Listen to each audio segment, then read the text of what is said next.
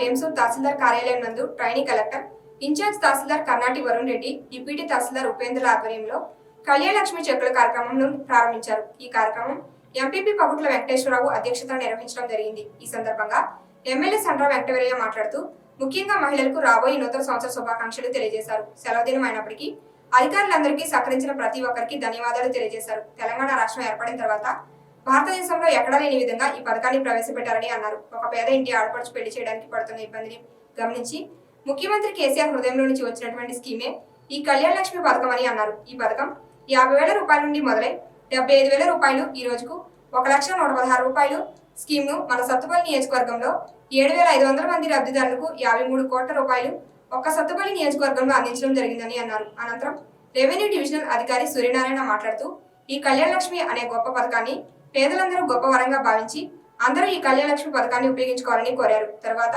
Trainee collector incharge తహసీల్దార్ కర్నాటి వరుణ్ రెడ్డి మాట్లాడుతూ కళ్యాణ లక్ష్మి పథకం కేసీఆర్కి ఇష్టమైనదని, కళ్యాణ లక్ష్మి పథకం ముఖ్య ఉద్దేశం పేదవారి కుటుంబంలో ఒక ఆడపడుచు పెళ్లి చేయాలంటే వాళ్ళకి ఒక పెద్ద సమస్యగా ఉంటుందని, అదేవిధంగా వాళ్ళ జీవితంలో అదే ముఖ్యమైన పండుగలా భావిస్తున్నారని అన్నారు. వారికి పెళ్లి చేయాలంటే పెద్ద భారం అవుతుందని వారి కోసం వచ్చిన ఈ పథకమే కళ్యాణ లక్ష్మి పథకం అని అన్నారు. జడ్పీటీసీ మారోజు సుమలత సురేష్, అదేవిధంగా అన్ని గ్రామ సర్పంచులు ఎంపీటీసీలు చేతుల మీదుగా 105 మంది లబ్ధిదారులు ప్రతి ఒక్కరికి కళ్యాణ లక్ష్మి చెక్కులను అందించడం జరిగింది. ఇంకా వయసు తగ్గించే విషయంలో కానివ్వండి, ఇంకా కొంతమంది చనిపోయిన వాళ్ళకి విడోస్కి వాళ్ళ స్థానంలో భర్తలు చనిపోతే భార్యలకి కొంత పెన్షన్స్ ఆగిన మాట వాస్తవం. అదేవిధంగా వికలాంగులకు కూడా కొత్త పెన్షన్ ఆగిన మాట వాస్తవం.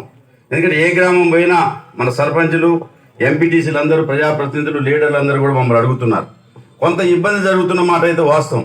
కాబట్టి వాటిని కూడా బహుశా రేపు మార్చి బడ్జెట్ సమావేశాల్లో ముఖ్యమంత్రి గారు తప్పకుండా ఒక నిర్ణయం తీసుకొని వాటికి కూడా ఊరనిచ్చే విధంగా సొంత స్థలాల్లో కూడా డబుల్ బెడ్రూమ్ తీసుకొచ్చే స్కీమ్ని బహుశా ముఖ్యమంత్రి గారు వచ్చే సమావేశాల్లో మనకు అనౌన్స్ చేస్తారని చెప్పి మనం ఆశాభావం వ్యక్తం చేస్తున్నాం. ఇప్పుడు కూడా ఏ ప్రభుత్వమైనా ప్రజల నుంచి వచ్చే ఆలోచన విధానాన్ని, ప్రజలు అనుకుంటున్నది తప్పకుండా ఒకరోజు ఆలస్యం కావచ్చు, కానీ తప్పకుండా ప్రజల మనసు ఎరిగిన ముఖ్యమంత్రిగా మన భావాలకు అనుగుణంగా స్కీమ్స్ కూడా రావటం జరుగుతుందని చెప్పి కూడా ఈ సందర్భంగా తెలియజేస్తున్నాం. ఈ సంవత్సరం అకాల వర్షాల వల్ల కొంత రైతాంగం ఇబ్బంది పడ్డారు. 20 బస్తాలకు మించి కూడా అది సన్న రకం ధాన్యం దిగుబడి కాల, కొనే కాడ కొంత ఇబ్బంది వచ్చింది. కరోనాలో మనం అధికారులు అందరం కూడా పనిచేసి ఏ ఒక్క రైతు కూడా ఇబ్బంది కలగనేలే. దురదృష్టం ఈ సంవత్సరం